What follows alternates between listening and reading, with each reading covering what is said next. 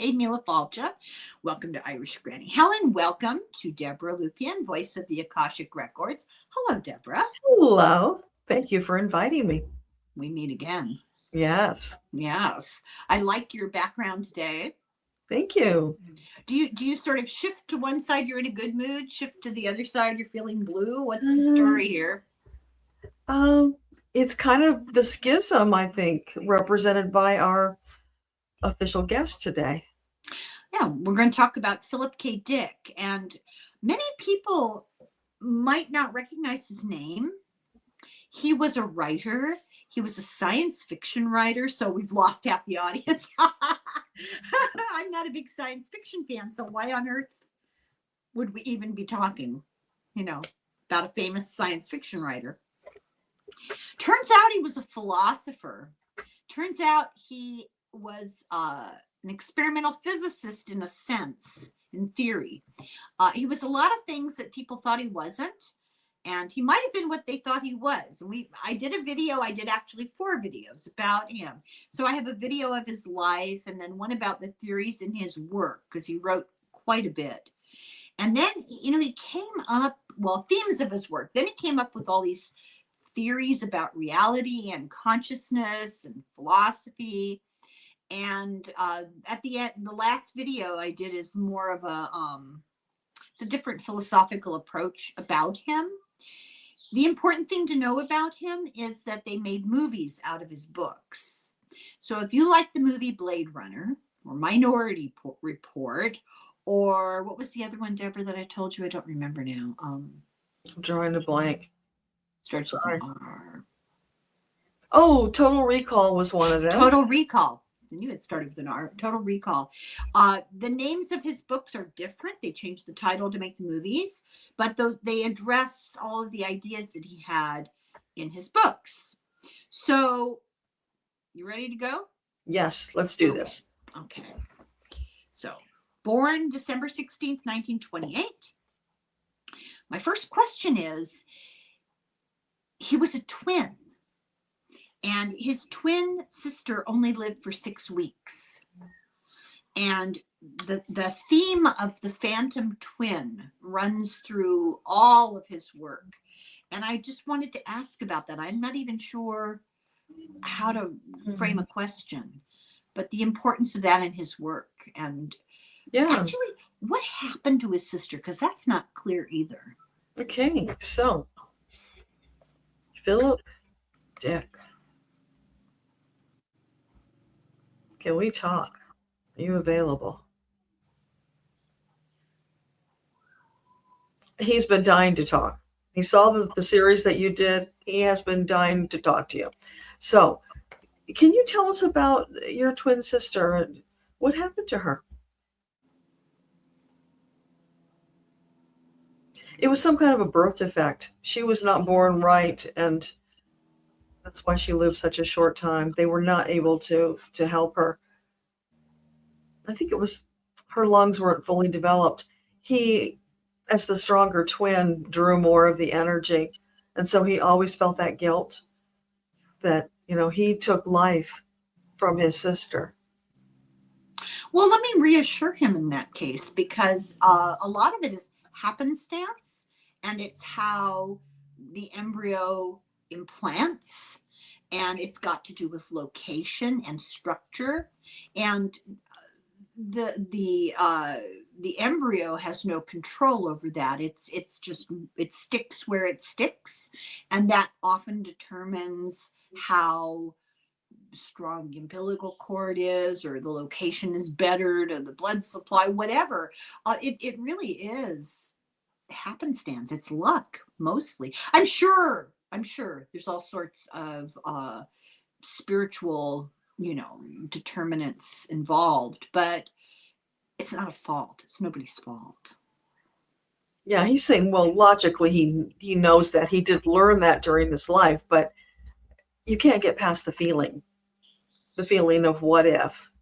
Yeah. And so that's why she was there. He felt this compulsion to give her life in some way. And so she was always there beside him in the work. Is it true that her spirit was with him? Hmm. Would you say her spirit was with you? He felt her presence always. Yeah, that's the impression I got, because he had a repeating theme that came up in his work.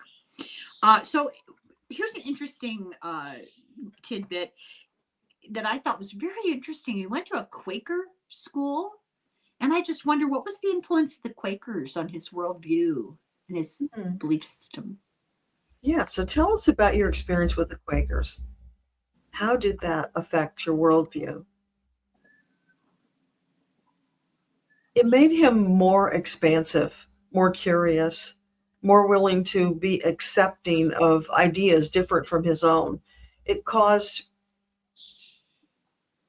yeah, he would say that it was the catalyst for the work that he did. It kind of lit that fire of putting the pieces together and getting the deeper understanding, not just taking things at face value. Would he say that they were more accepting of differences and larger ideas? What do you say to that? Was your experience they were more accepting? Yes, most certainly. And that was woven into his being from a very early age. So, yeah, big part of it. So the story is that science fiction drew him in very young. Why? What drew you to science fiction? So tell us, how did you get connected with science fiction?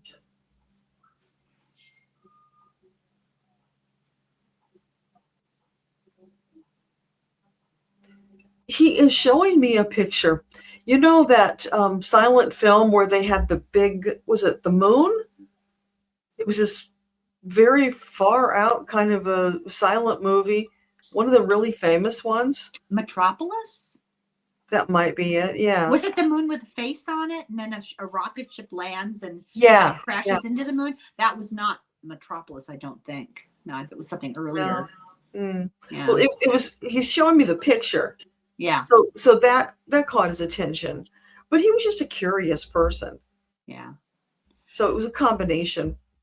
One of the things that he did to make money was he did a classical music program, a repeating classical music program on the radio. And I'm just curious who his favorite composer was. So he was like a DJ. Yeah. Oh, Yeah, I cool. know. It's just random. Yeah. Yeah. So just for classical music. So I'm curious what what was his favorite classical music? Because he also worked in a music company, like a record store. Oh, so can you tell us? Did you have a favorite classical composer that you'd like to call out? Tchaikovsky. Moody. Those Yeah. Russians, Okay. So he got into Berkeley, UC Berkeley, but he dropped out. The story was it was anxiety, but actually the other story is it was because they forced them to do ROTC. Can you talk about that? I used to have a friend in high school who was in the ROTC, and I feel really guilty now. I apologize, Charlene. We teased her mercilessly about being in the ROTC. So, what was it about it that he didn't like? I could probably tell him. So, your experience at Berkeley, what was it that caused you to abandon that line of study? Oh, they were trying to put him in a box. He was very ahead of his time, even at a young age. And he just rebelled at some of the antiquated thoughts and ideas and close-mindedness. After the Quakers, the contrast was just stunning. Yeah. And it was too uncomfortable. What? He didn't like marching up and down the square? So he had a friend who was a linguist. I thought this was really interesting. And his friend who was a linguist helped him to create a Martian language. That's so interesting to me. I love it. Yeah. So he was a student of philosophy. And so I'm gonna ask this. I don't know quite how to ask this, but it seems like his belief was that existence is based on perception and not the other way around. In other words, you don't get born and you have a brain and the brain tells you what's going on. You have a spirit, an energy that feeds information to the brain, and that our reality is actually a false reality. It's just a construct. So I'm sure that he could explain that a lot better than I just did. So I'm really interested, was he already into the Gnostics? Because that's kind of what they believe. Mm-hmm. And it's now what physicists believe. But when he came up with it, it wasn't a popular concept. Yeah. So tell us, how did you get involved with that kind of thinking? Were you studying the Gnostics, or was it something else? How did you come about such a different perception of humanity's existence?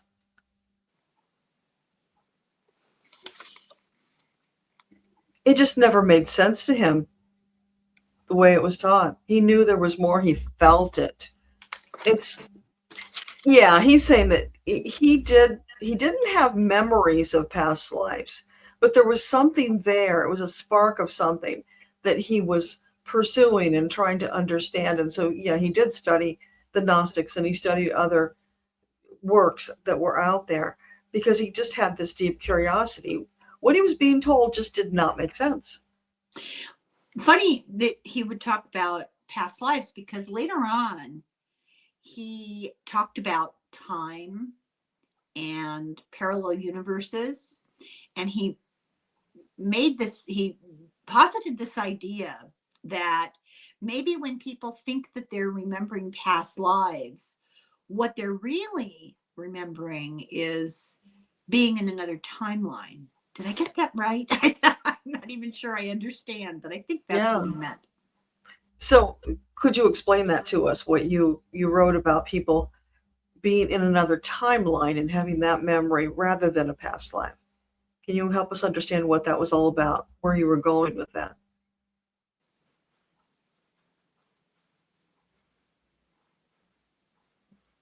He's showing me Da Vinci. He studied Da Vinci's work and he was inspired by that. And that set off like this cascade of ideas, of possibilities that he was then exploring and also looking for validation from, other works that were out there.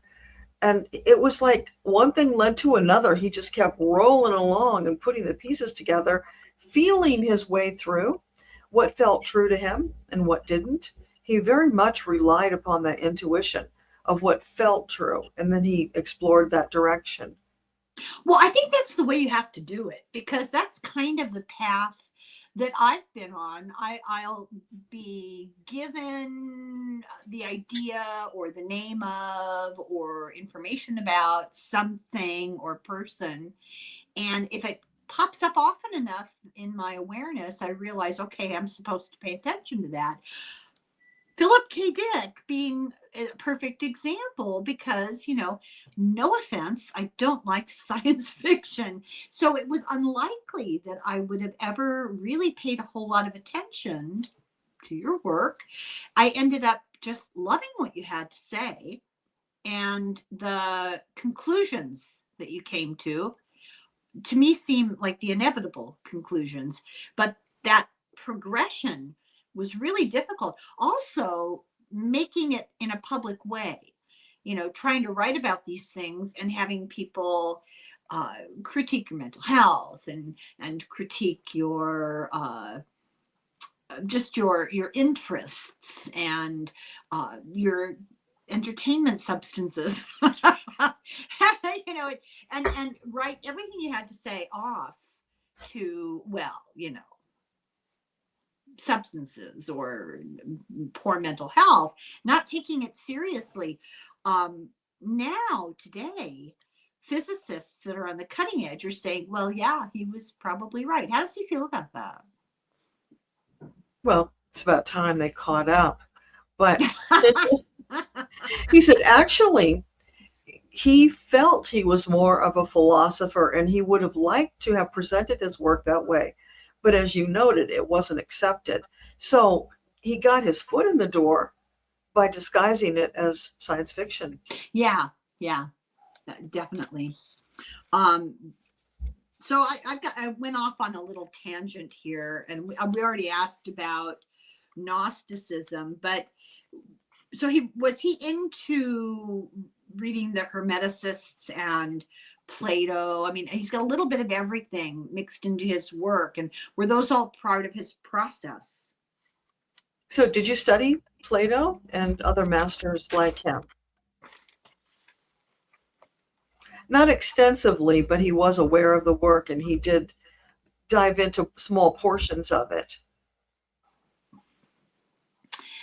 He really, according to what I read, he wanted to be a literary writer, write literary fiction, and nobody would publish his literary fiction, but there was a place in France that did. So he became really popular in Europe. I'm curious, what kind of literary fiction, what was he trying to write about? So they didn't publish it, so I don't know, Yeah. So tell us about the literary fiction that you were trying to get published.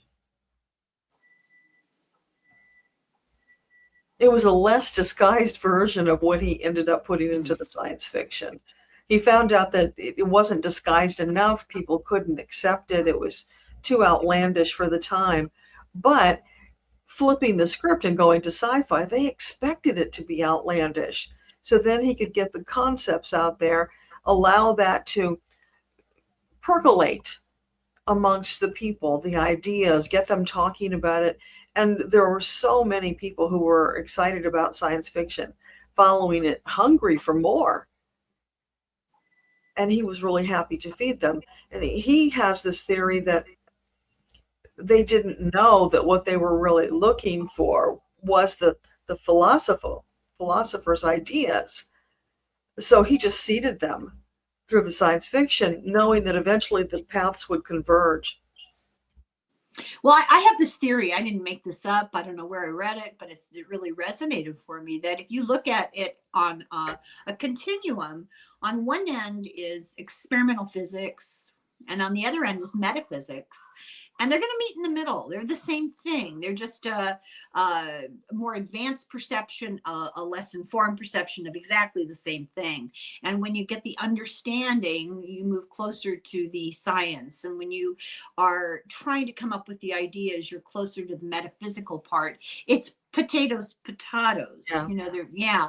And I think it's very hard on people who understand the mechanisms of the physics of our spiritual reality, because it's all the same thing. I think it's really hard for them to relate with other people, relate to other people, and relate it to other people, because the rest of us don't know what's going on.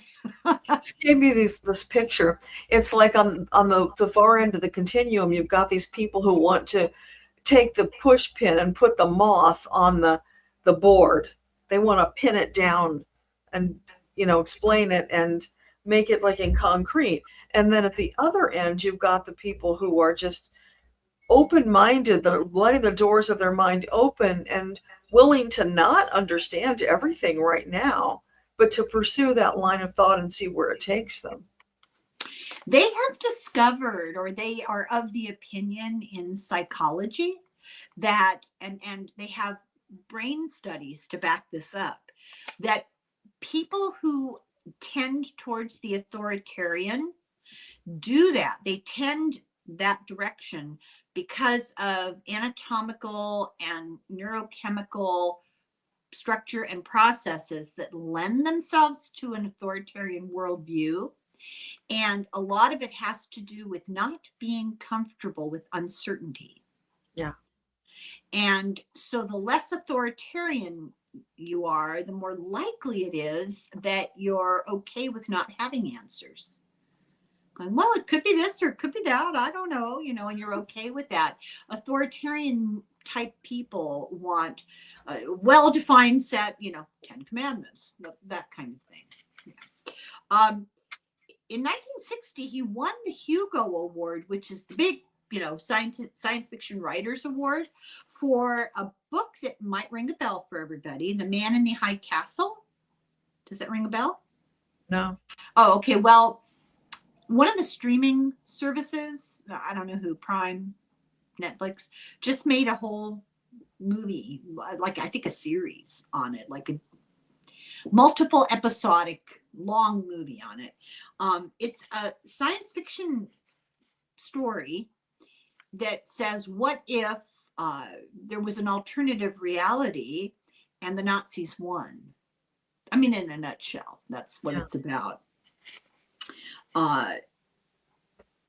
Okay, here's my question. I'm sure that must have been a proud moment, but what did the French see in your writing that Americans didn't? Because they published his stuff. They published everything. Yeah. Yeah. So what do you think it was that the French picked up from your writing that the rest of the world didn't see?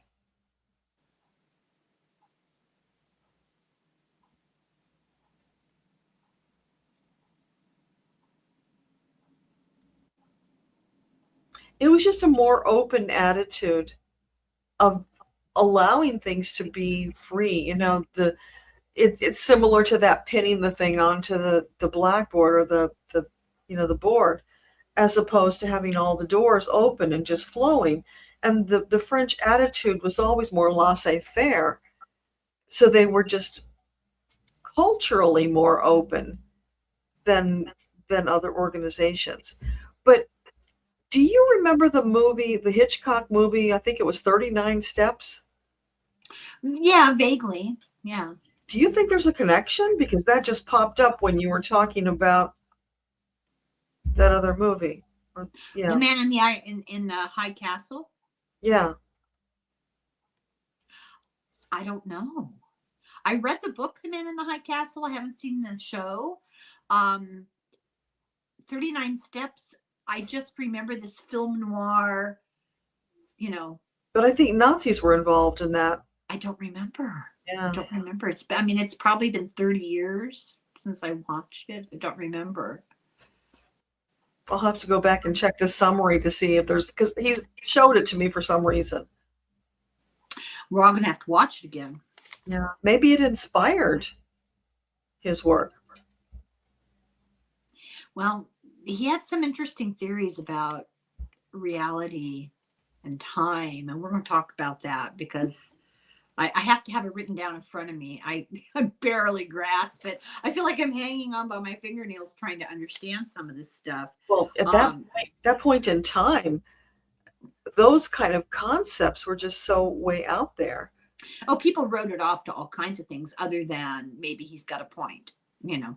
So he was really good friends with Robert Heinlein, Stranger in a Strange Land, you know. And when he was struggling, he lent him money and he was always just really supportive. And he said, I didn't agree with his ideas, but that's neither here nor there. He knows I'm a flipped out freak and he still helped me when I was in trouble. That's the best in humanity. That is who and what I love. I just thought that was so nice, you know. Can you talk a little bit about that relationship? So can you tell us a little bit about your relationship with Robert Heinlein? We were walking different paths, but we had similar perspectives on life. We were both adventurous, looking for answers. There was a camaraderie there that was very comfortable that I didn't find with just everybody. So it was a special relationship. Don't you think that just describes this little YouTube community? Say that again? Don't you think this describes our YouTube community? Yes. That we're all walking different paths, but somehow we converge enough where we have something in common. I've always thought it's so interesting, you know, and different kinds of people too. It's fascinating. Yeah. Well, I think it comes down to values with the YouTube community. Mm. People with similar values are coming together. Yeah, I think you're right. They people who center the well-being of the majority rather than personal gain or ego or whatever. Okay, so we have to talk about something that I have to tiptoe around. So doing a lot of winking, but I think you get my idea. So by 1971, he had been for 10 years partaking of speed. I think those words are safe. People kind of wrote him off as, what that would imply. My question is, were you self-medicating? So when you were experimenting for 10 years with that powerful substance, were you doing it to self-medicate? No, it was more about expansion. It was curiosity, seeing where it would take him. And he got some great ideas during some of those trips. So people tended to believe, now this, I'm not judging because what do I know, but people tended to believe that he was either really damaged by that or had mental situation going on, mental illness going on. I prefer to think of the third alternative, which is just being ahead of his time and people couldn't relate. Yeah. So, does he want to talk about that a little bit? So can you tell us, when you were experimenting with those substances, give us more of an idea of what was happening for you? Because people were very judgmental. Do you think that there was mental illness involved? No, he's very sure. He was very clear in his mind. He knew what he was doing. And he's saying people everywhere around the world are recognizing now that they can take a trip on ayahuasca. Yeah. They can go to places, to other dimensions, through that opening of the door with that herb. And it was a similar concept that he was exploring. Now, the substance he chose may not have been the best one for that, but it was what was available at the time. There's a story that in 1971, he returned home one day and he discovered that his house had been burglarized and he had a safe that was blown open and important papers were missing. And it reported it to the police, but the police didn't believe him. They thought he did it. So what's the truth behind that? Okay, so can you tell us about the incident with the safe being blown up? What's the true story? Did you blow it up? No, he did not. He says, you know the story about all the president's men? Mm-hmm. It was kind of like that. The government farmed it out to some amateurs. They made a mess of it, and the police were just covering it up. I always had the feeling, well, always, I haven't known about his work for too long, but since I started reading about it, I have that intuitive feeling that he would have been a target of national intelligence people because I think he got too close to some truths. Yeah. Okay. I think this is funny, but I'm not laughing at you. I just think it's kind of funny.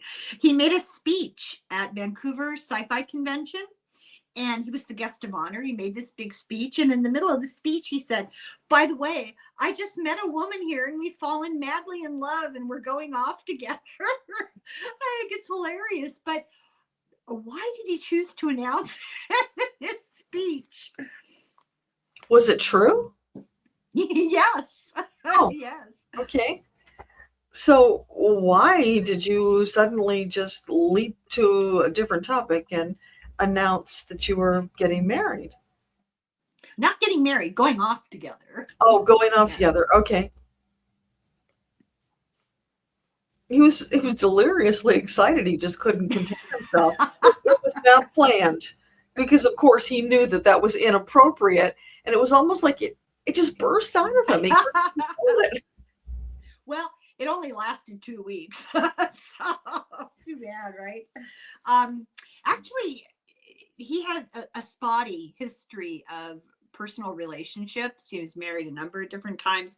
And I'm curious, how much of that, okay, I'm going to say it. How much of that was just that being as cerebral as he was just a difficult person for an ordinary person to understand and to live with? How much of that was the substances? What was that all about? So can you tell us about the difficulties you had with relationships? Was that based upon you just being more cerebral than your partners? Or was that about substances that you were taking? Can you kind of narrow it down for us?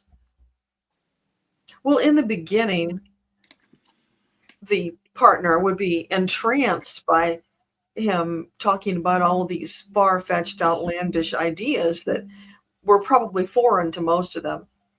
But over time, that wore very thin if they didn't have a deep interest in the topic already. And then they had nothing to talk about, and they just, ended. I think my poor husband could probably relate to that. Sometimes I'll be going on and on about something I read, and he looks at me like, okay. It's actually kind of funny. Okay. So, but he does the same thing. So let's see here. I got questions all over the place. Okay. So he had an unfortunate, a little too much of something and was hospitalized. And afterwards, he joined this group called Calais, which was a Canadian Synanon. Are you familiar with Synanon? Excuse me. I remember it. I was younger at the time, and I remember it being very controversial. There was a whole thing about rattlesnakes in an attorney's mailbox, and the rattlesnake bit the attorney, and all sorts of threats. They would do this thing where they would get together and lock everybody in the room, and they would do like a Chinese struggle sessions. Do you remember that from the revolution in China, where everybody would sit one person down and humiliate them and attack them because they weren't ideologically pure enough?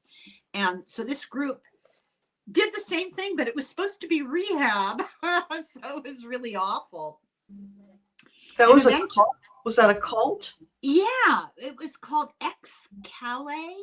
And it wasn't, I know some people would call it a cult. They called themselves a rehab facility, but they were similar to Synanon, which was kind of a new religious movement.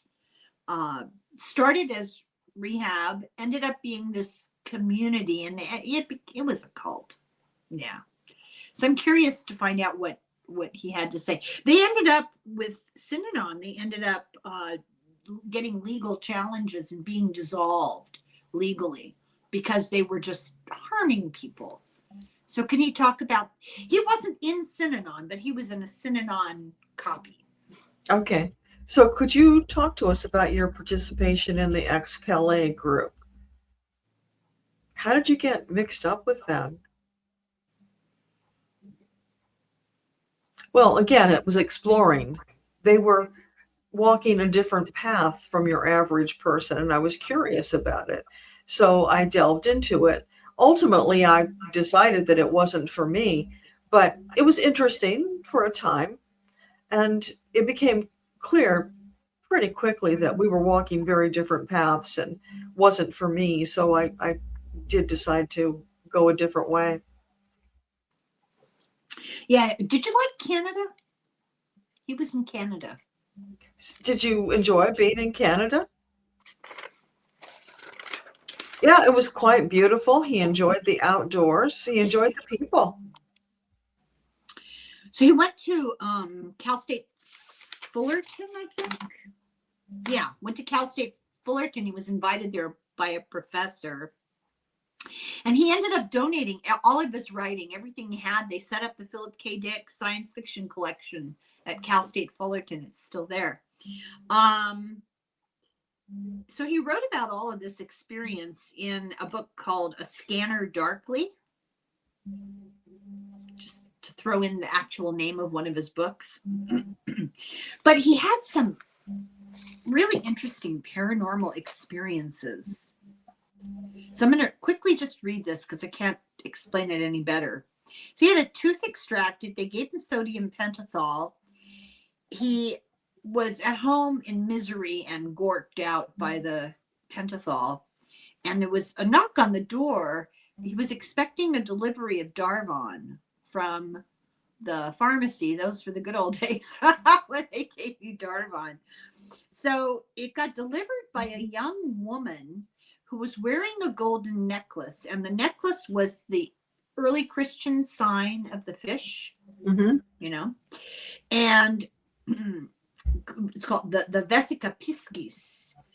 And he said that the sun glinted off of this necklace and that a pink beam of light hit him in the eyes and mesmerized him and gave him wisdom, like a download of wisdom, and made him clairvoyant. And he said the light itself was intelligent and that it came back again a second time. But I want to ask about that first time, and then I want to ask about the second time. So what can you tell us about that? He thought it was intelligent. Who was the intelligence? I mean, what was that about? So the experience with the download, the pink light coming off of the necklace, what was the intelligence that you connected with?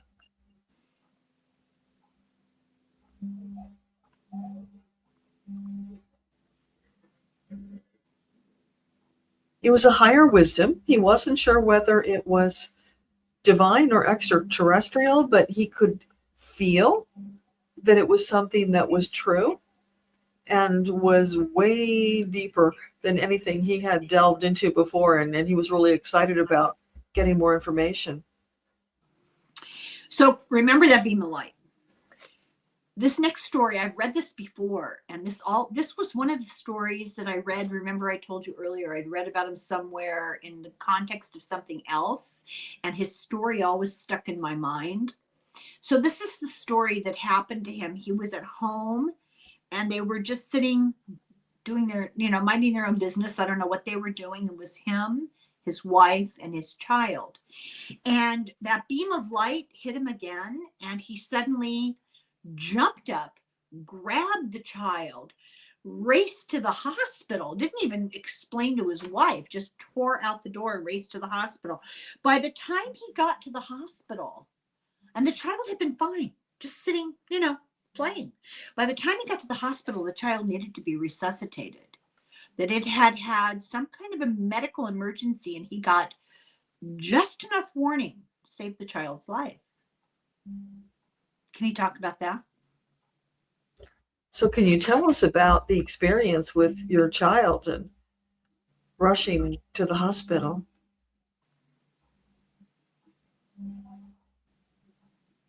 Yeah, there was no question in his mind. That was divine intervention, that it was not the child's time to go.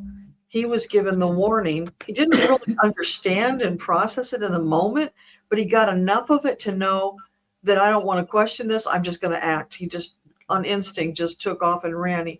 At that point, he had had enough interaction to trust that feeling.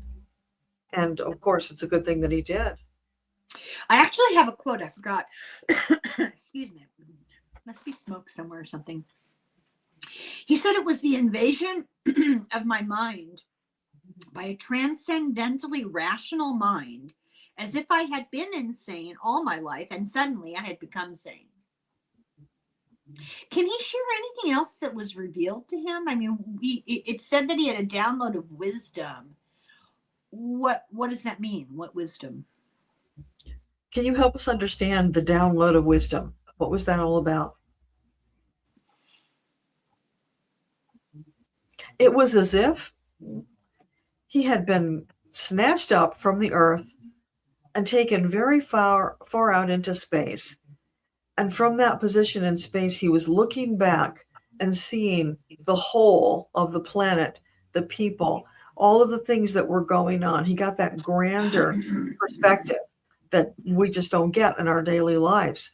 And he suddenly understood so much more about beingness and about the people.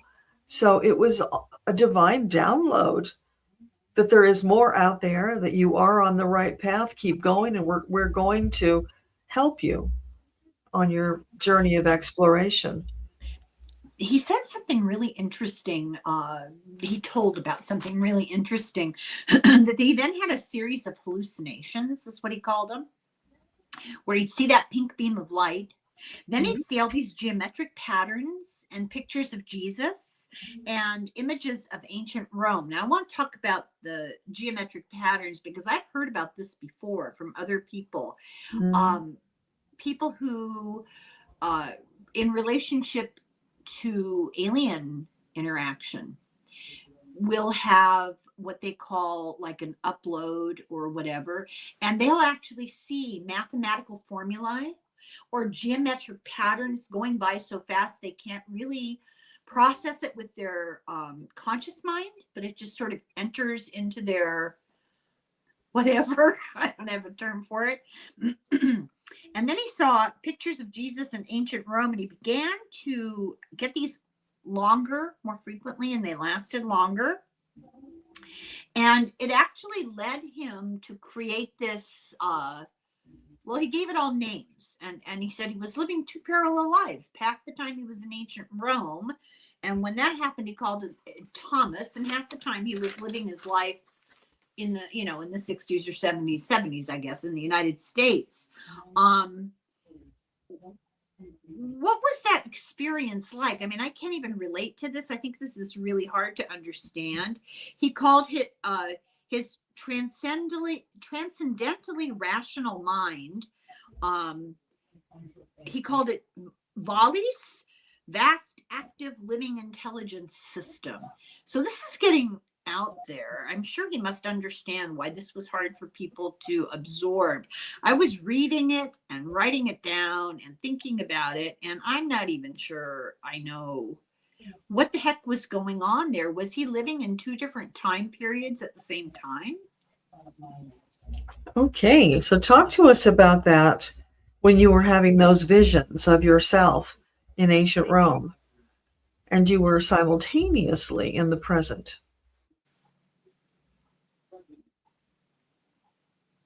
Well, you've actually gotten it fairly correct, Helen, because time is not linear, time is stacked. So that was my, quote, past life in Rome, and I was drawing near to that timeline and able to see across and experience both at the same time.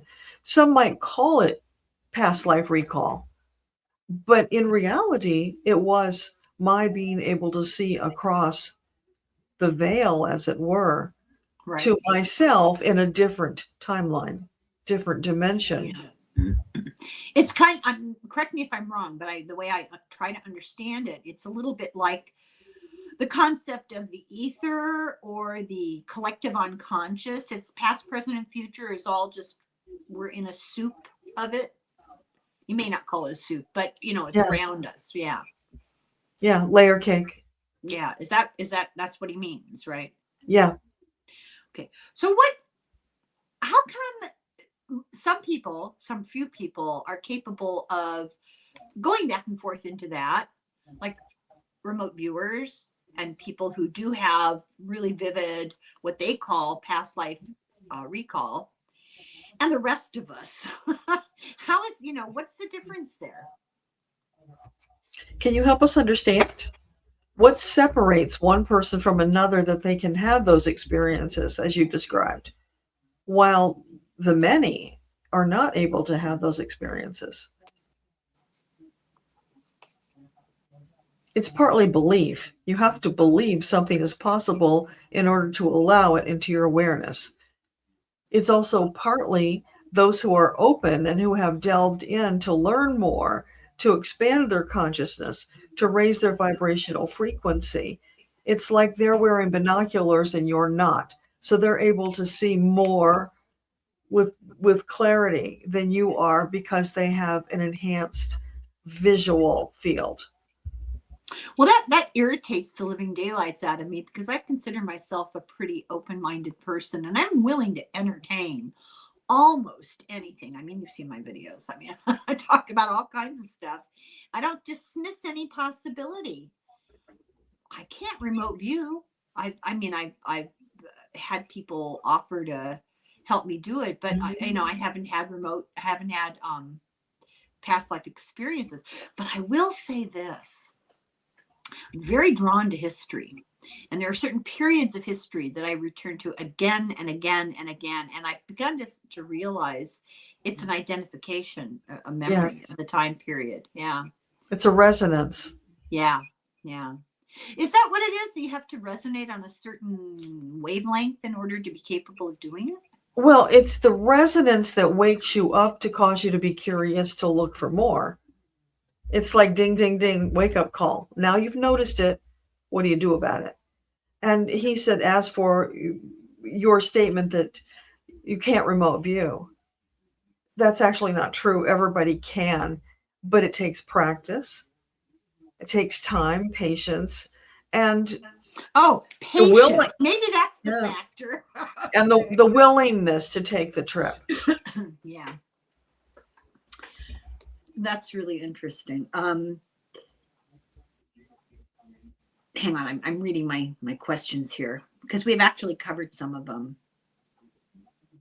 Oh, he started to believe that I forgot about this, started to believe he was taken over by the spirit of Elijah. Can you talk about that?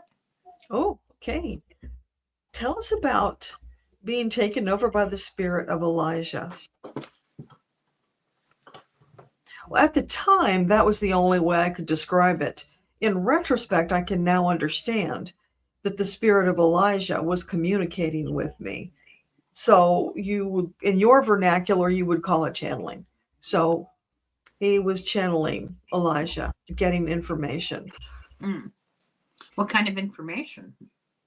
So what was Elijah sharing with you? Oh, we had wonderful conversations about the possibilities of life, expansion, where humanity was going, where they had tripped up in the past, and how they could do better going forward, and why I was able to get information that other people were not. He helped me to understand all of that and to be at peace with it, which then opened more doors for more expansion. It was a great relationship. Do you think it partly depends on anatomy? I mean, do you have to be wired a certain way to be able to achieve that level of connection to alternate universes, other consciousness? Is it partly a condition of wiring? What do you say about that? Is it wiring or is it something else? It's more a condition of how far you have gone in your spiritual travels, how far you have risen up the frequency scale. Perhaps in past lives, you had gotten further ahead. So then you jumped into your present life already more awakened than the average person. And then, or perhaps not. or perhaps not. And then if you chose to expand further, your progress in the present would far surpass those who hadn't already reached the level that you were when you came into this life. And there's neither right nor wrong about that. Yeah, I was going to say it's not a race. Yeah. Yeah. Yeah, it's a process. It's like, what did I hear somebody say? We all have the same destination. We're all just on different roads. Yes. Yeah. Some of us are going to arrive later than others. Okay. Oh, his last novel was called The Transmigration of Timothy Archer, which I have not read. It's based on his friend James Pike. Now, that's a name that I hadn't thought of in 50 years, really a long time. He was a prominent bishop when I was a kid, in the 60s and 70s, around that time period. And he was very controversial. And I used to hear my parents talking about him, and I thought he was a really bad person. Turns out the opposite is true. He was very progressive. He was considered a heretic by the church because he just didn't stand for all the nonsense, and he was a TV personality. So maybe Philip can tell his friend James, because I'm sure they're in contact. We're gonna do a thing on him. I'm gonna do a video on him, and then Deborah and I are gonna talk to him. So tell him to prepare himself. So please get the word to your friend James Pike that we're going to come knocking on his door very soon. He's laughing. He said he'll enjoy it. So he had anti-war, anti-IRS. Problems with the government, problems with the centralization of the U.S. government. So his relationship with the government was in conflict. What does he think about the government today? So, would you care to give us any comments about the government today?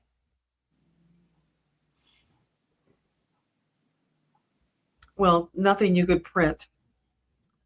It would be a stream of expletives, because it's very frustrating to watch what's going on and how it's holding back the progress of humanity. And that's exactly what it is. It's like a doorstop that was shoved under that door that you were opening.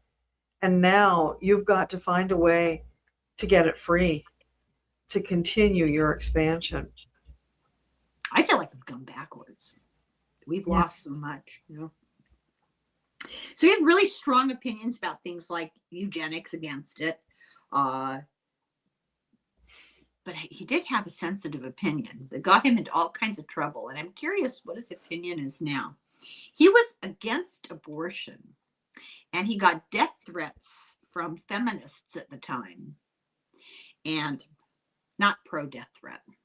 But I'm not surprised there was a strong reaction, right? And I'm curious, does he have a different opinion now?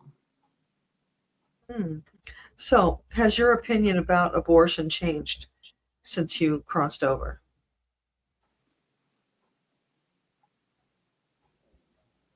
You might say that. I've come to understand that there's no right or wrong. It just is.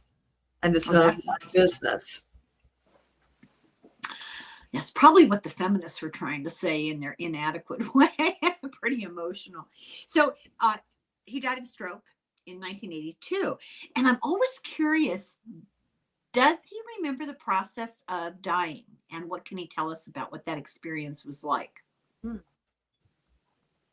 What do you say? Can you tell us about your death experience? Well, it came on rather suddenly, unexpected, startling, caught me off guard, stole my breath away, took a few moments to process what was happening. But then it was as if I was outside of myself. So it was like an out-of-body experience. And I was seeing what was happening to my body, but I was not experiencing the discomfort. And I watched with great detachment as my body fell. And then ultimately, life was gone from that vessel. Then what? Like, you're sitting looking at your own dead body. That's different. But then what? What was the next step? Can you tell that, or are we not supposed to know? We'll ask. So can you tell us what was the next step? After you saw that your body was dead, and there you are now in spirit, what did you do next? Well, I did what a lot of people do. I hung around for a while watching the reactions of those who knew me out of curiosity. And then I gradually noticed that bright light that people talk about. Although I don't think it was the same light that others see. It was more like a small spotlight that caught my attention, made me curious, so I followed it. And then I found myself in another world. And I noticed I was no longer corporeal. I wasn't quite sure what I was. But over a period of time, I remembered the past life memories came back. And I was able to understand that that life had completed. And now I would go on to the processes that happen each time that the soul leaves the body. The life review, as you've heard about, meeting up with loved ones and friends who had crossed over before me, exploring this new world that I had come to. It's a marvelous adventure. So he eventually came up with this theory of all these parallel lives. And every time you make a decision, it breaks off into another series of, options the road not taken, or the many, many roads not taken. When you die in one, do you die in all of them? So, what do you say? When you die in one, do you die in all of the multiple versions of yourself? Yes, because it's the same soul attached to all the bodies. What was his favorite time period? What was your favorite time period?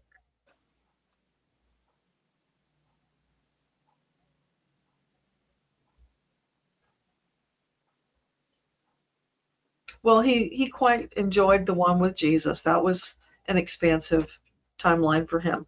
But out of all of them, the last one is Philip K.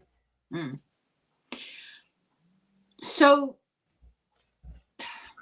how do I ask this? If we could do time travel, it would be figuring out the process of how to go across time. Like, can you explain it? How would that work? I give up. Yeah. It didn't take me long, did it? Now you know why I did so well in physics. So, could you explain to us how it would be possible for us to time travel if all time is happening at the same time? And there's the key, because it is all happening at the same time. It would be much like flipping the switches in Back to the Future. It's flipping the switches, making that slight adjustment to the dial, and then you are now in a different timeline than you were before you flipped the dial. It's very subtle once you understand how to do it. And humanity is quite far removed from doing that at this point. They're not ready. All these things that are difficult to understand get explained to me by movies I've never seen. I don't know what he means by Back to the Future, because that's science fiction, and I don't usually watch science fiction. Well, no offense. Think of going to your thermostat. Mm-hmm. You're too warm, so you take it down a few notches. Now you're in a different reality than you were when it was warmer. Okay, I understand changing the temperature on the thermostat, but how do you get your body from one place to another? Well, what he's saying is it's a similar concept. So there you are, you're wanting to go to a different timeline. So there's a dial of sorts. It's not really a dial. That's just the metaphor he's using. But it would be something like that. You make a slight adjustment, and suddenly now your consciousness is in that other reality. So what are you adjusting? Well, it's a metaphorical thing. You're not literally adjusting anything. It's all happening in your consciousness. This may be why I don't remote view. I'm too literal. Yeah, because you've got to allow yourself to slip out of your present reality. You could liken it to meditation. In meditation, you essentially leave your body, your soul leaves your body, and it goes elsewhere. This is not good news, Deborah. I am not a very good meditator. I try, but I think the idea of meditation is to relax and to sort of let go. And I really try. It's not consistent. Okay. Holding on like this one, what you really have to do is allow. Yeah. Yeah. My grasp of sanity and reality is so tenuous to begin with that it's a little daunting to think of letting go. I'd like to come back, please. Okay. Um, so some of the themes in his work are the the fragile nature of reality, personal identity. Main characters discover that their world is an illusion assembled by powerful external entities, political conspiracies, or an unreliable narrator. So I would say that I'm asking, would he agree or not? I would say that conspiracies are often not just theories. I think there are always conspiracies. I mean, just the word itself in Latin means to breathe together. So, it's any two people that agree with each other, we are a conspiracy, in theory. So, is it safe? Would he say it's safe to say that there is such a thing as an overriding government control system that's nefarious, behind the scenes? We've got the control system, the laws and stuff that we're aware of, but behind the scenes. Like some kind of a manipulation, you mean? Yeah, who's controlling? Who do we blame?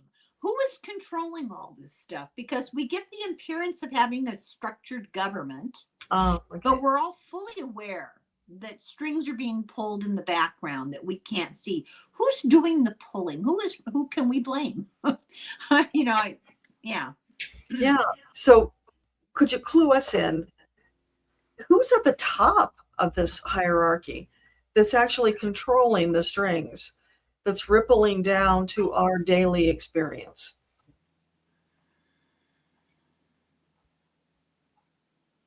It's a cabal. And it's a generational cabal that has been in place for centuries. So it just continues. They figured out early on. So are these extraterrestrial people? Oh my God, you're reading my mind. Are they hybrid people? Yeah, that's how it got started. But then, they incorporated humanity into it along the way, and that's how it became the hybrids. But yes, because they have a greater understanding of the reality outside of your world, that there is more, but they're controlling this microcosm on the planet to send it in the direction that they wish it to go in. Whether that benefits the rest of you or not, it benefits them. So they have this very tight control on it.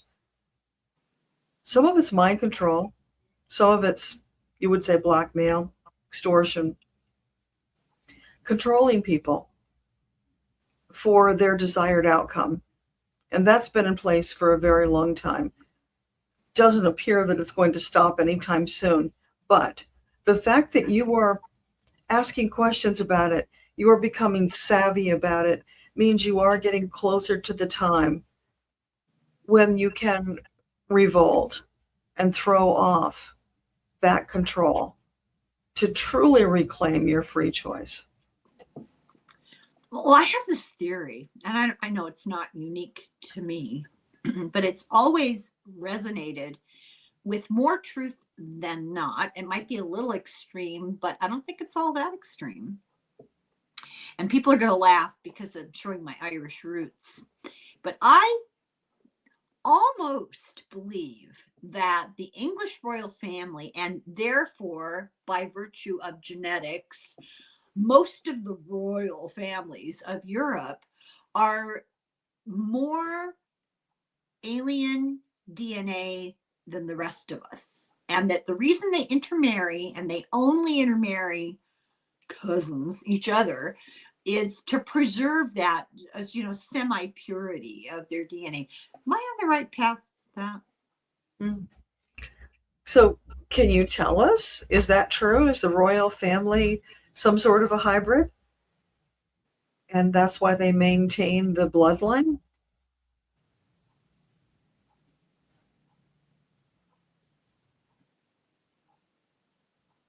He's not wanting to answer that one. Let me just probe a little more.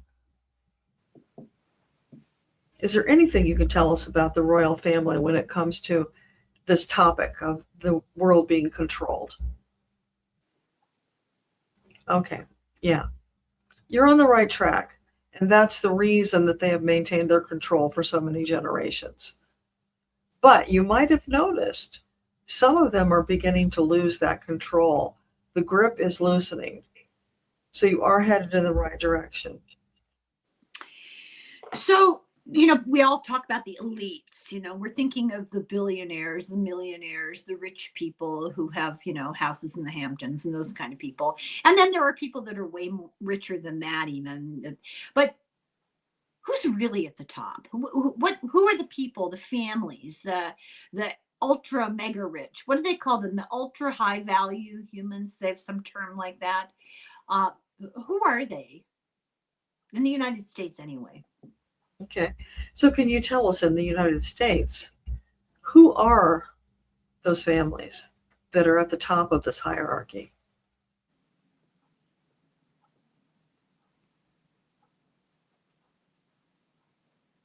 The ones at the very top are names you would not recognize. They do not seek publicity. Yeah, but you're assuming I don't know them. I might know them. You never know. No, I'm sorry. Well,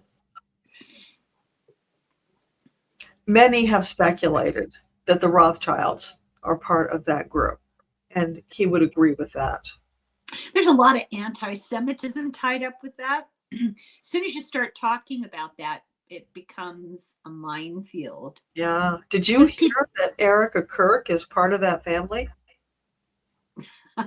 Nothing would surprise me. Half Rothschild, half reptilian. I don't know. Nothing would surprise me.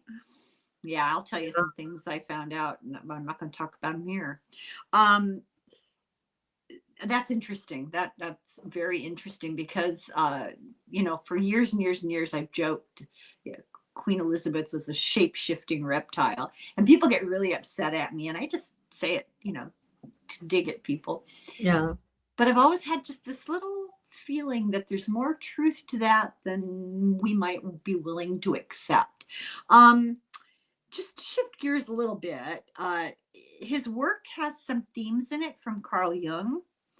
The collective unconscious, group projection, synchronicity, personality theories of Jung, that, Jungian archetypes, that kind of thing. And so my question is, have you met Carl Jung? Oh, so have you met Carl Jung? Yes, they have met since he crossed over. What was that like? So can you tell us what that was like?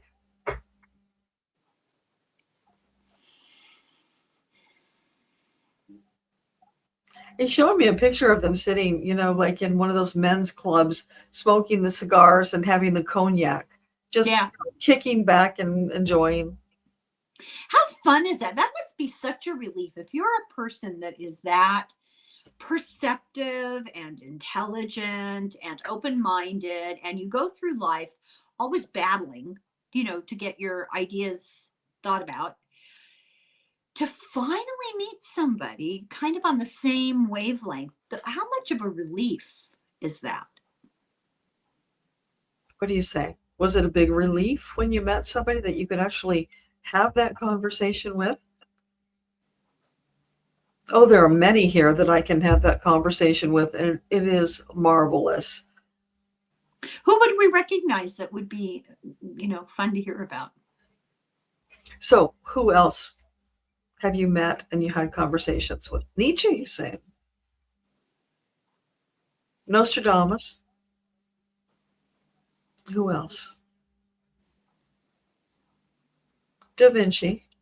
He definitely wanted to talk to Da Vinci. Anybody else? How about George Harrison? Because I've always felt George Harrison was more spiritually inclined than you might believe. Yeah. Okay. What about George Harrison? Have you talked to him? Only in passing. Okay. Oh, well. I notice they're all men. Well, they don't really have a gender. You know what I'm saying. Yeah. Yeah. Okay. Okay, so here's the big question that his work all has one major theme running through all of it, which is this question that he asks over and over. What constitutes the authentic human being? So my question is, what constitutes the authentic human being? What's the answer to that? So can you answer that question? What constitutes the human being?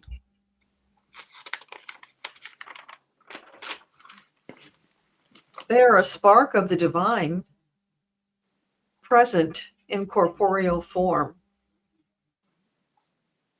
seeking information, experiences, connection with others and with divine. It's the journey of expansion to finding oneself, and by extension, finding that connection, that umbilical cord to divine, and then witnessing that all other souls are connected in the same way. So that's Gnosticism. That's Hermeticism. It's Plato. This information has been explored before. Why does it not stick? So what do you think? Why does it not stick when the message has been out there over many years? But for most people, it's simply incongruent what they know to be reality. And they're so busy living their lives in their mundane little ways, remarkably incurious, minds closed. One day that will change when they're ready. Sadly, a great many have far to go. Would you say it's true that this life on this planet does not lend itself to introspection? The struggle for survival really is what distracts most people. I've seen it in my own life.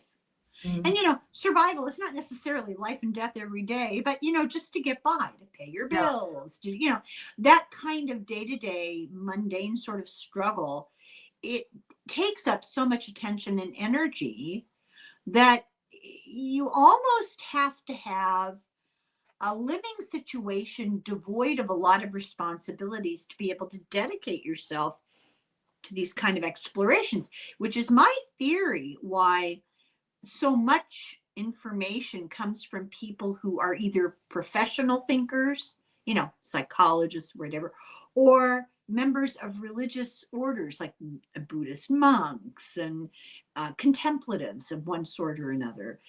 Why is it so distracting here? So what do you have to say about that? That is the purposeful structure by the cabal. They keep you so busy just trying to survive that you have little time to devote to the inner journey. However, that will be changing in the future. It's simply the way it is for now. It will not always be that way.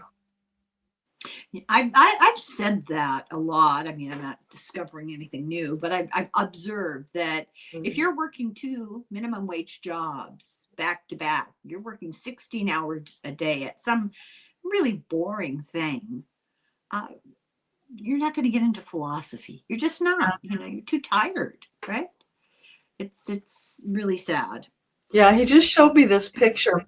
It's like you've come here as a soul purposefully, because it is such a challenge and there's such an opportunity for growth on a spiritual level when you come to Earth. But then you get here and it's like, you're running through one of those battlefields where people are coming at you from all sides. And despite all of your intentions, just surviving leaves little time for that contemplative work. But there are some who manage to do that. They are the ones who are leading the way, helping to open doors for those who will come behind. So it is evolving, just slower than we would have liked. Well, you were one of those people because the ideas that you presented were ahead of their time. But Yeah. somebody has to break the ice, somebody has to put the things out there that people can argue about. Yeah, yeah. Um, I have a question about AI. What's his take on AI? Hmm. So, what do you have to say about AI? It's a tool, neither good nor bad. Depending on in whose hands it rests, it could be good or bad. There is potential there, but there is also risk. The biggest risk being humanity giving up their sovereignty for something they deem smarter and better than they, and dulling their senses to set themselves back even further than they've already shifted. Yeah, I have an enormous dread that people are going to hand over their free will, their decision making, their creativity, and become more and more mentally lazy Mm. because AI. We're already hearing it with students who are saying, "Well, why should I write that essay when AI can write it for me?" Because you're exercising your brain cells. That's why. And my big fear is that humanity does not have the moral compass yet to use AI ethically, and it will be taken over by people who are unethical. But I had an interesting conversation the other day on the Cosmic Fold, and we were talking about AI becoming a portal for entities that want to control us. So we give up our control to the machine, but the machine becomes a tool of something that wants to control us.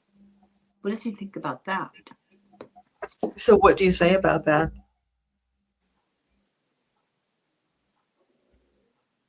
You already have that situation. It's just taking it to another level. And there are far too many in humanity who are just exhausted or incurious, unwilling to do the work, happier just to go along, floating through life without taking responsibility. And that's part of their soul journey. The day that they decide to take personal responsibility, exercising their free choice, is the day that they will turn the page to a new chapter. Can we talk a little bit about people who seem to have, well, they obviously have no empathy. They would be called psychopaths because that's one of the symptoms is no empathy, no compassion, no sense of remorse, no shame, no guilt, like an empty shell. Does that mean they're without a soul, or does that mean they're just way far back on the journey? So, what would you say about that? People who lack the empathy and almost seem like automatons. Are they lacking a soul? Is that why they behave that way? Help us understand. They're not lacking a soul because the soul is the energizing force for the body, the fuel, if you will. Without it, the body would die. What they are is fragmented, damaged souls who are unable to function at the level where they can expand. They can only stay where they are or go backwards.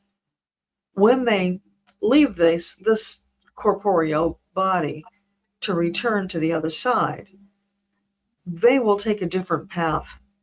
Their souls will need to go through a process of repair before they will have the opportunity to incarnate again.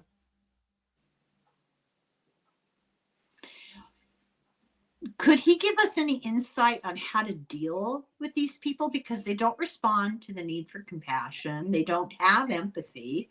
You can't appeal to their better nature. They don't seem to have one. And they're driven by greed and self-aggrandizement and ego. It's the ego thing, right?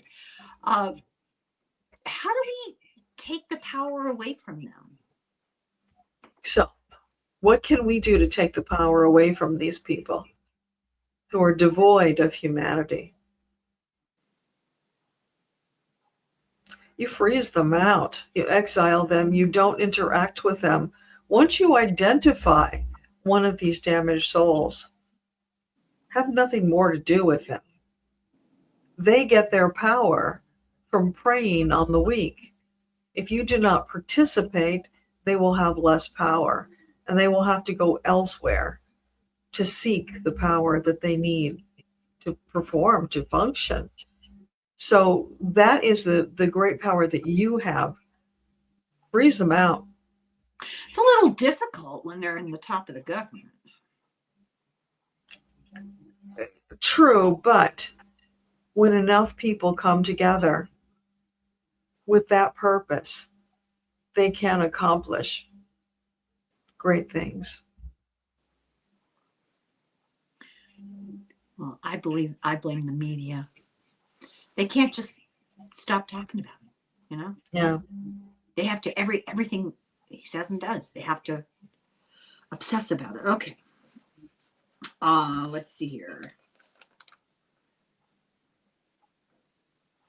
Oh, he wrote the classic LSD novel of all times, according to the Rolling Stones. Rolling Stone magazine. The Three Stigmata of Palmer Eldritch. I haven't read that one either.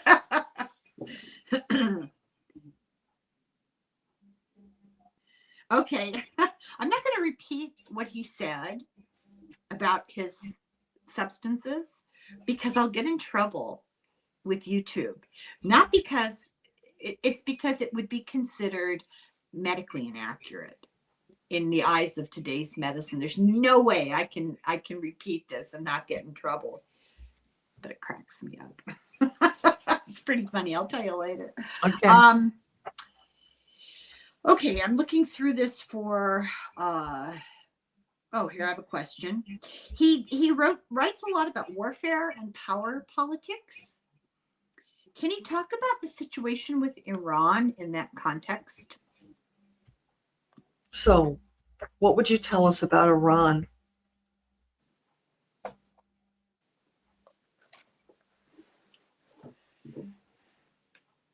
It is a dangerous game that your president is playing. He's poking the rattlesnake, and they will bite, and they will continue to bite for generations because their values are all about retribution, something which your president claims to be an expert in, but he has nothing on them. They have been experts in retribution for generations. Sadly, the people will suffer the repercussions of his foolish choices. So a big question, but before that, he did a book called The Divine Invasion, and the main character was a woman called Linda Fox. Rumor has it that it was fashioned, this character was fashioned after Linda Ronstadt. Is that true? So did you fashion one of your characters after Linda Ronstadt, the singer?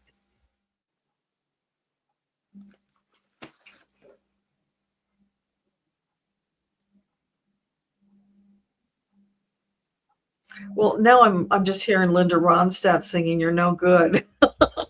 Oh, well, thanks. She happens to be my favorite singer, so okay.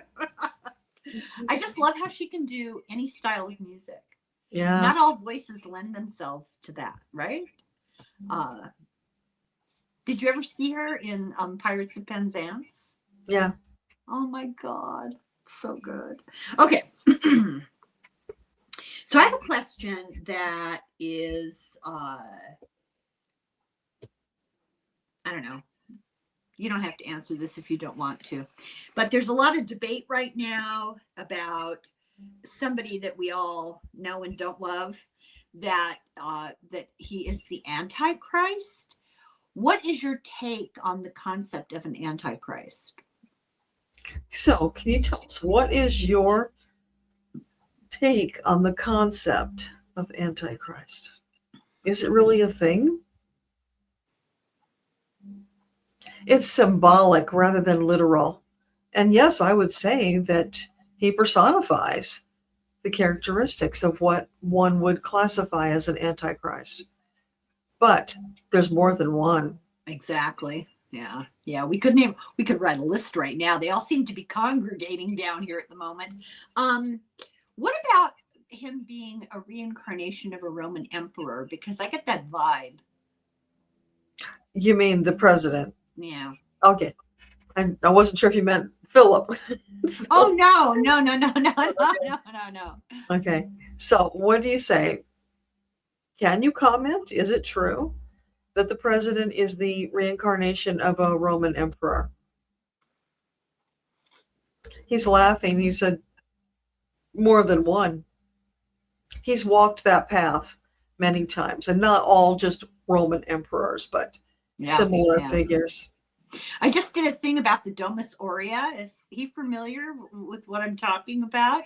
Say the word. The Domus Aurea, which is, it's Latin. It means the gold house. This is Nero's palace. And it wasn't just a palace. It was a complex. But I was drawing some parallels without actually drawing parallels. You know what I mean? Yeah. Is he familiar with that? So what would you say about that? Are you familiar with the concept? The dictator's house.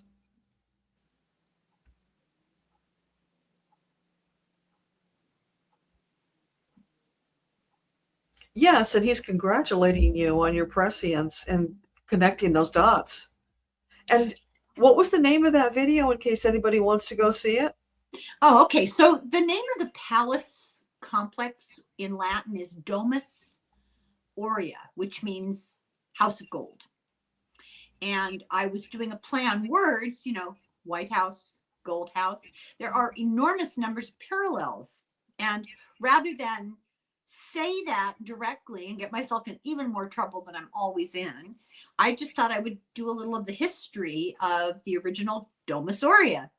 And so it's called The Gold House, Dictator Chic. And what's so interesting is that the place got buried. It's a long story. I tell it in the video. It's absolutely fascinating. At least, I'm easily pleased. I thought it was fascinating. It was buried and rediscovered, almost 2 centuries later, 2 millennia later. And, 1,500 years later. And this was the first time that people were introduced to the idea of that kind of nonsensical gold everywhere. And, the white and gold, the Tsar of Russia, Napoleon, what we've got going on right now. All of those dictator types were so fond of that style of decorating that in the world of interior decorating, there's a term for it. It's called dictator chic. It just cracks me up. I don't know. I find it entertaining. So anyway, I want to ask him about the movie that they made, the house, the man in the high castle. What is he? It's really kind of a pity that these all came after he died. Well, what does he think about that particular version of his book? So can you comment on your opinion on the movie and the High Castle book? They did not do the book justice. It was a pale representation of what the book was trying to convey. And maybe, in all fairness, it just went over their head. But it was disappointing. Don't be sad. It's my theory that I can rarely think of a movie made about a book that does justice to the book, because books are internal dialogue. They're conversations between people. They're moods and emotions that are explicitly expressed in the book. And then they try to translate that into something entirely visual. It's really hard to do and stay true to it. So I wouldn't take it personally. I think it's just a very difficult thing to translate from one medium to Yeah. another. Yeah. And also to encapsulate it in the time frame they have available. Yeah. I remember the first time, I know this is politically incorrect, I know that, when I was about 11 or 12, I had read Gone with the Wind a couple of times. And, you know, in those days, you couldn't just watch any movie you wanted to watch, because how would you do that? So every once in a while, whatever company owned the movie would re-release it in the theaters, and it would be a big deal. You know, now the first time in 20 years, you know, Gone with the Wind is in the theaters. And my mother took me to see it because she knew I was obsessed. It was a 5-hour movie. 5-hour long movie, and they left a chunk of the book out. I was disappointed. I mean, I liked what I saw, but I was disappointed because they left out a couple of her marriages and some children and things that had happened. And I was like, wait a minute. I guess I wanted the movie to be 9 hours long. I don't know. Yeah. I was 11 or 12. What can you say? Oh, okay. So, Philip, you made this speech. You were introduced as one of the great sci-fi visionaries of the 20th century. I would agree with that. And your speech was, we live in a simulation. I have never understood what that really means. What does that mean? We live in a simulation. Who's simulating, and what are they simulating? I don't understand that. Okay. So help us understand, what does it mean that we live in a simulation?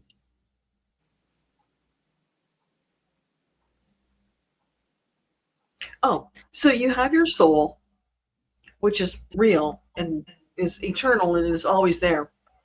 The simulation is when the soul goes into a body and the experiences it has.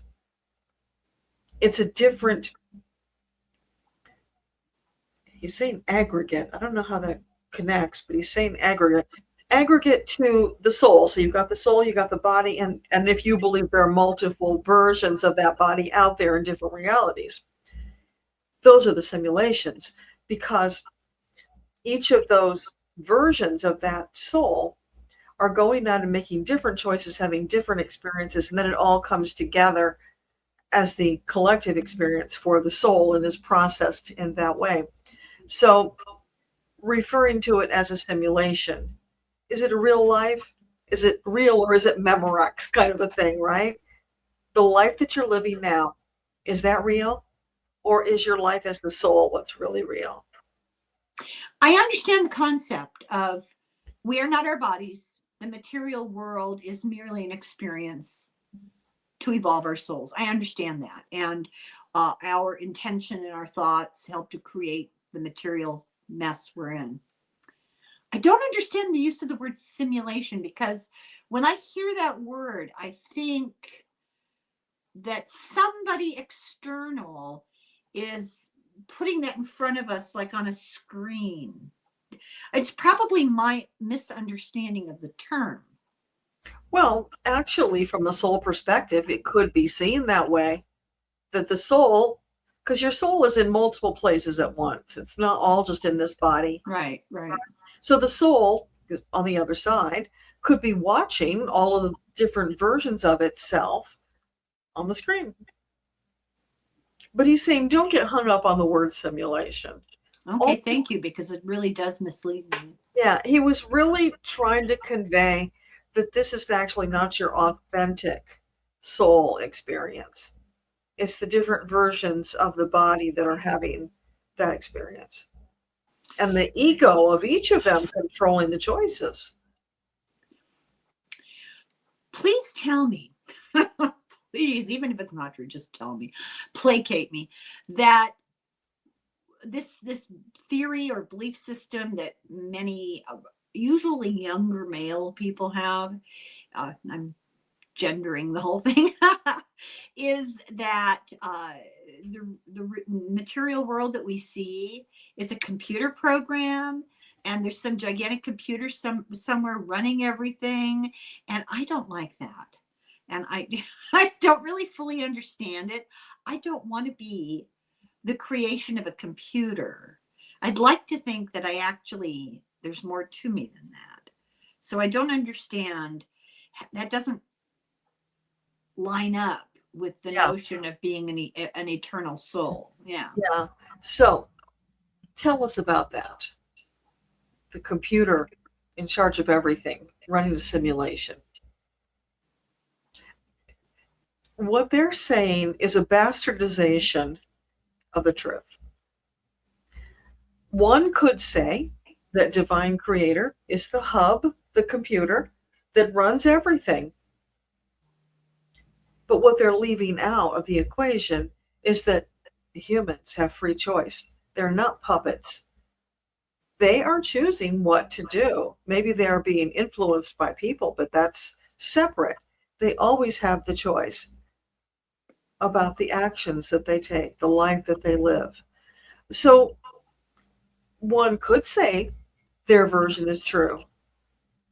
One could also say it's not true, because if you have free choice, you are not a puppet. You are not just a automaton going through the motions. That's what would be the point of that? I just don't like the trend that we're living in right now that characterizes everything in computer terminology. I find it soulless and cold and anti-human. Well, he's showing me a picture. For people of that mindset, it's like they're breastfeeding from the computer. That's their mama. That's their creator. That's their all that is. That's just how they see it. They see it distorted. Oh, I'm glad to hear it's distorted, because that's creepy. Yeah, I don't like that either. No. Okay, so he talked about this idea called, I'm going to say this wrong, orthogonal time, where, time, we think of time as chronological. We're, past, present, future, right?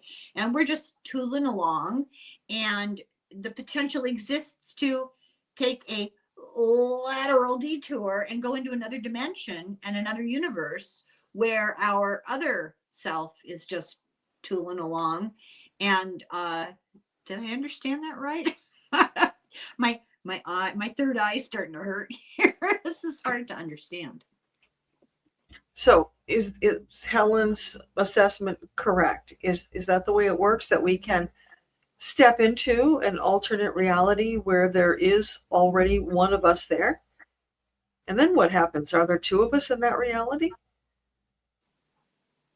Oh, he's showing me a picture. It's like, if you do that, there can't be two of you existing in the same. So the other one gets bumped out. To where? So it could go to the one that you just vacated, or it could go to a different one, in which case another one would get bumped out. And then you got, all these things being rearranged. But you don't have two of you in the same reality at the same time. So are we aware that we've done that? That's what I was just going to ask. Oh, okay. So when we step into this alternate reality and into the shoes of the one we just bumped out, are we aware that we've done that? Those who are consciously awakened would be aware. They would feel the differences. Those who are not would notice things that seem odd, out of place, or that don't match their memory, but they would quickly forget about that and settle in. Does that explain the Mandela effect? So is that where the Mandela effect comes into play? Is that what people are experiencing? That they're actually shifting into a different timeline or dimension? Yes, that would be true. And when you shift, then you have the memories of those who are in that timeline. Is that why for many of us right now, we feel like we're living in an alternate reality. I'm serious. So many of us feel like we're living in an alternate reality. Is that because we've actually shifted into another reality? Or is there some other explanation?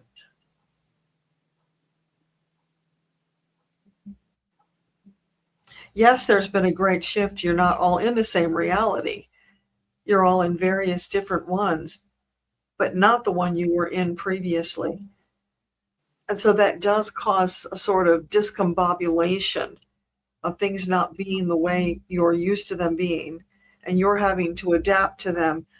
But what I want you to know is that in this instance, that's a good thing, because by having that shift, you are opening up to greater truths than what you have understood before, which allows you to then probe, learn, experiment, make new choices, and have that deeper understanding, so that you won't just randomly wander somewhere, that you will do it with purpose at a time that is appropriate and that allows you to further expand on your journey. So I don't want to use the word, so I'm going to talk around it. But our unfortunate medical experience of 6 years ago, 6 years ago, did that serve the purpose of trying to get people to become more introspective? So would you say that that episode, that health-related episode, caused people to become more introspective?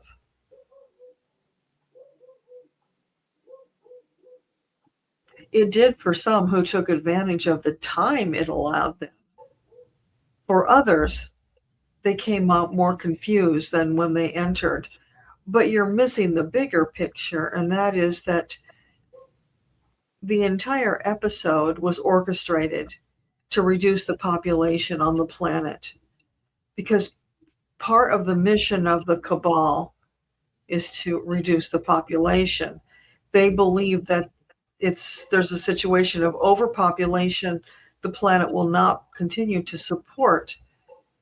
And in their opinion, there are many who are undeserving of being supported.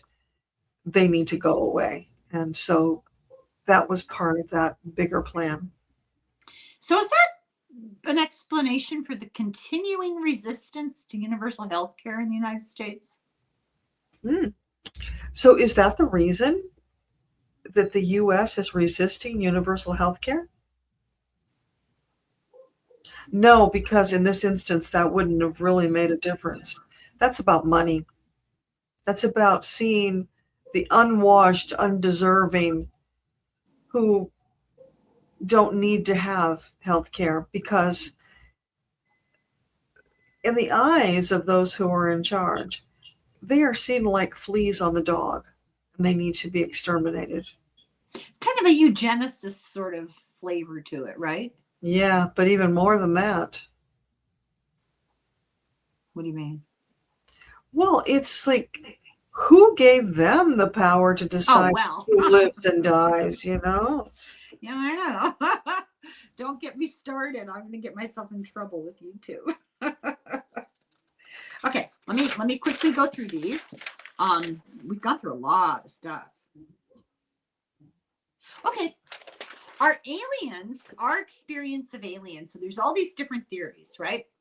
That they are us from the future, that they are us from the ancient past, that they are from another dimension, that they're actually only physical entities from another place that have flown here, basically. That we're related to them, that they hybridized us, that they come with phenomena like orbs and Sasquatch and weird lights and all the, poltergeist activity. But all of that stuff, what part of that is true? How much of that is true? What's the story here? Are we hybridized from them? Are they our progenitors? Are they from another dimension? Are we looking at a variety of all these explanations? Okay, so you heard what Helen said. Sorry. That's okay.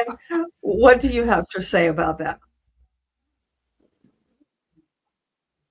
Much of what you said has some truth to it. Some is simply myth. But yes to the hybridization. Yes to coming from multiple planets. Okay, so what about the aliens are us from the future?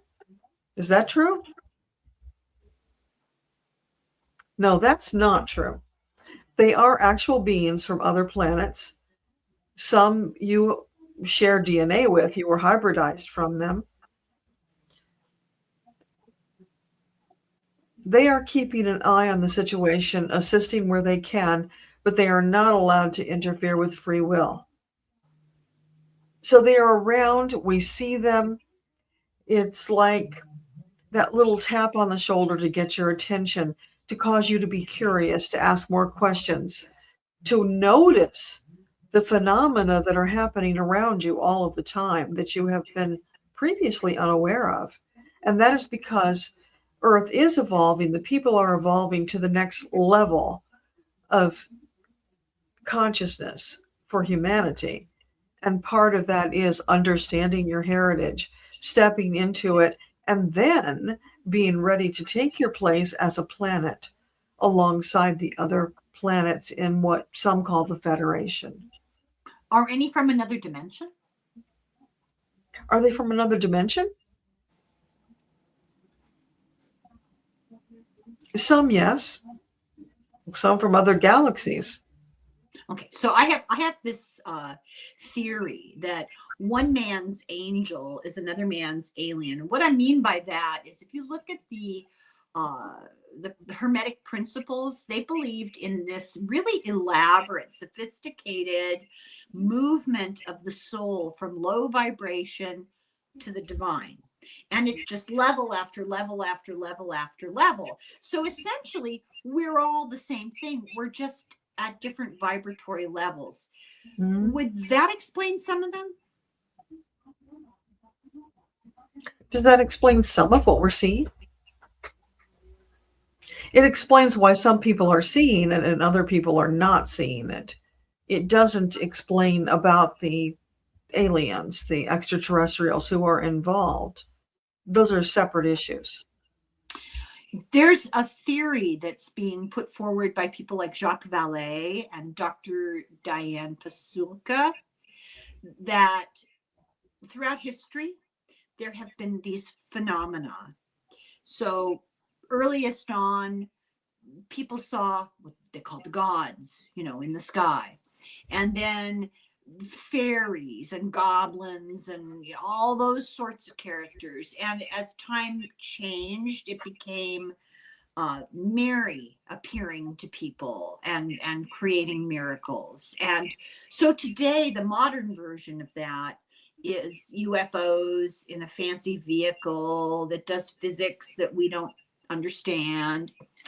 And the theory is that all of that is the same thing, presented differently at different times in history so that people can somewhat relate to what they're looking at.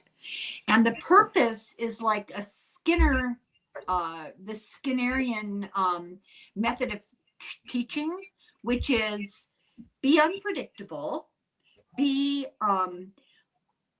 what's the word I want? Not on a regular basis. So there are clusters of these apparitions of all these things. There are clusters, and they are irregular in how they appear to people. They're unpredictable because they don't appear in the equal distance of time, and it's like not every 5 years somebody has an apparition. It doesn't work that way. And the purpose of them, like he said, is to make us stop and go, whoa, maybe reality isn't what we think it is. And it has been shown through Skinner, B.F. Skinner, that if you do an unpredictable, irregular method of introducing an idea, people will remember it better and they'll learn it better. And that this is all a gigantic metaphysical education that we're getting to get us, kind of knock us over the head and get us to understand that our sense of reality, our sense of consciousness is inadequate, and we need to start thinking about these things. That was a very long question. Yeah, so let's see if we can untangle that. So, can you just address what Helen was saying and give us your thoughts? Part of what you surmised is true. Part is a misunderstanding. So, the elementals, the earth and elementals, those are from the planet Earth. They have shown themselves to people throughout the ages, those who are open to seeing them. They can help, they can create curiosity, they can charm. They have many purposes. Over a period of years, they became less popular, and people decided that they were fairy tales. They were not fairy tales. They were always true. And more awakened souls are beginning to reconnect with those elementals, and they are assisting them in various ways. Then you have the extraterrestrials, who have always been keeping an eye on things, but they've done it from a distance. Now they have, what's the word you're trying to say there? They have connected with cultures throughout your history, cultures who were open, who were spiritual, who were aware of them. But the majority of humanity is not open to that concept. It was scary. It became verboten. The church, let's face it, religion, put a barricade around those ideas, put them outside. So they were always around watching. They weren't always evident. In the more current times, they are stepping up their efforts to be seen, to connect, inviting the curious and the open-minded to learn more, to expand their consciousness, to connect if they choose to. So it's a giant stew pot. It's not all one answer. Mm-hmm. There are many things going on. Thanks. That makes sense. My mother spoke to the elementals in the tree. She would be outside hanging up laundry, and I'd catch her speaking Irish to the avocado tree. And she'd say, well, it's the leprechauns. Can't you see them? You know, she would just carry on a conversation. It never seemed unusual to me, you know, I'm sure she sees something. I didn't see him though. But I did like avocados. She didn't. Okay. That was interesting to get that out there. Oh, my one question, Sasquatch. What's the deal with Sasquatch? I'm so perplexed. Yeah, tell us what's going on with Sasquatch. Is that a real thing or is it just a myth? It's a real species. They are on Earth. They travel between dimensions. Aha. I'm sorry. So they're not always present in your reality. They do travel in and out. So sometimes they're seen. But you might notice that they haven't been captured because they simply leave. They return to where they came from.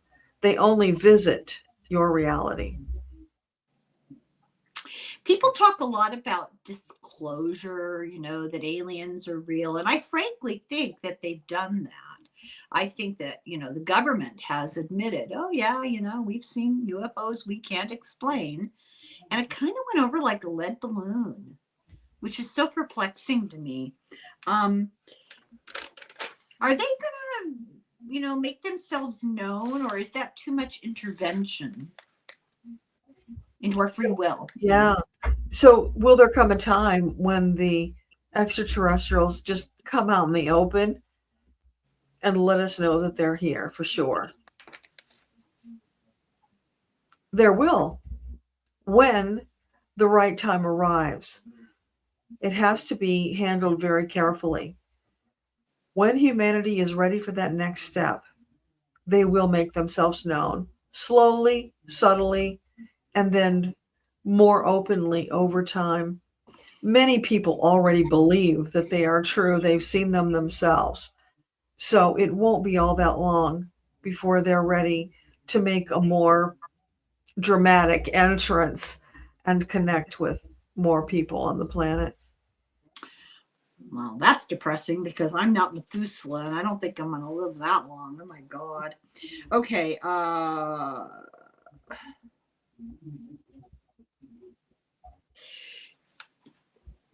So what's going on with MAGA? You know, is that cult mind control?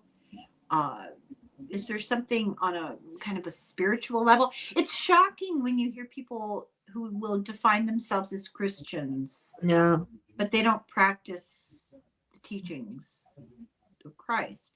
It's not for me to judge, but it's hard not to notice. certainly. And no judgment of you for judging, he's saying. Oh, good, because I'm good at that. You're just observing the obvious. They claim to live by certain principles, but their actions do not back up those words. So that's just an observation, not a judgment. So what can you tell us about the MAGA? He's saying the best description would be they've had a spiritual lobotomy. Oh, God. So is there recovery from that? Is there recovery from that?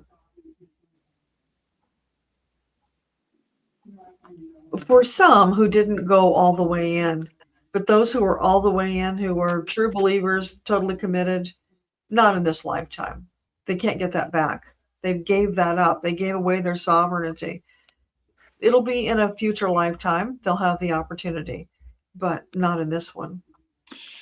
Okay, so working a little backwards from that, you know, people that are raised in a religion and it's very authoritarian and they break away from it and they kind of go on a journey of philosophical discovery.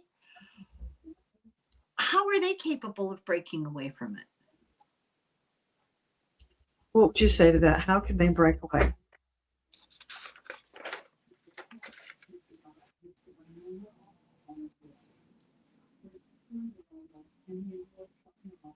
If they're open to the voice of divine, to their divine team, to the signs, the synchronicities, they will start to notice that the words and actions of those they, quote, worship do not line up, which can cause them to question, to feel uncomfortable.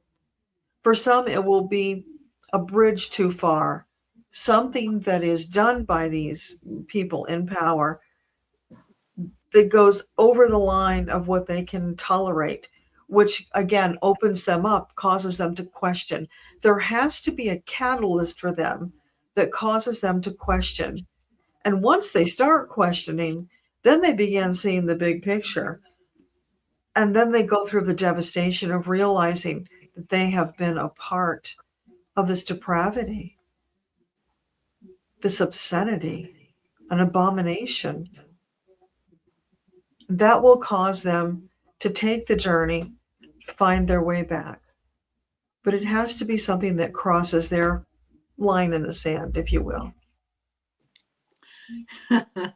My line in the sand, I was probably about 11 or 12, and I was hammering something, and I hit my thumb, and I said, damn. And then I kind of froze, and I kind of waited for the lightning bolt from heaven, and it didn't come. And I thought, well, wait a minute. Why didn't it come? That was, I remember that vividly, thinking, but I thought that was a really bad thing. Something bad was going to happen, and nothing bad happened. Therefore, it's all wrong. No, it took a while. I have pages and pages and pages of questions. It's ridiculous. I'm not going to belabor it. This has really gone on a long time, and I really appreciate it. I would recommend that people watch my videos. Yes. in which we actually go into great detail about his speeches and subjects in his book, and then a guy did a whole thing on Philip K. Dick and existentialism that was really interesting. So be sure to catch those if this is a topic that interests you. But I think we should say thank you. Yes, definitely. Thank you, Philip. Thank you very much. He was very accommodating. Yeah, it was nice. I really appreciated it. Yeah, he has a very steady, confident, but not braggadocious, just calm, steady energy that's trustworthy. It feels trustworthy. Well, to me, I got the feeling of somebody who's thought a lot about this and who doesn't toss out whimsical stuff, who really has verified it in his own mind that what he's talking about is true, and it resonates as true to me. Some of it is hard to understand, but it still sounds legitimate. So we'll see. Yeah. Well, thank you, Deborah. Did you have any questions? You should have asked him. No, I think we covered it all. I mean, my only question would be, do we revisit him again in the future? Because it feels like there's more. There is. Yeah. I only got halfway through. There's just a ton of stuff. I can hang on to my notes and let's do that, because I would enjoy talking to him some more. It sounds good to me. We made a long video, Deborah. I'm sorry. That's okay. It was long-winded. Stimulating. Oh, good. Well, I'm glad you had a good time. I hope everybody else enjoyed it too. Definitely let us know. And I have to tell you, Deborah, I get so many comments. People say, oh, I love it when you have Deborah on. So, I love being on. Thank you, everybody, so much. Thank you, Deborah. Thank you, Philip. And we'll be back with yet another soul with whom to speak. So, slán go fóill. Slán.